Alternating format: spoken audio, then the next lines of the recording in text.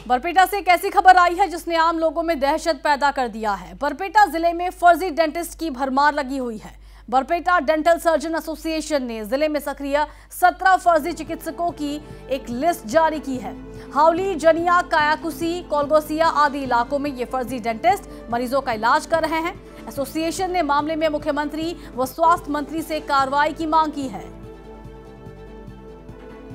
बरपेटा जिलार विभिन्न स्थानत आमार भुआ दंत चिकित्सकসকলে एक दपदपनी सृष्टि কৰি আহিছে আৰু সেই দপদপনি আমাৰ জনস্বাস্থ্যৰ কাৰণে এক সংকটজন অৱস্থাৰ সৃষ্টি কৰিছে।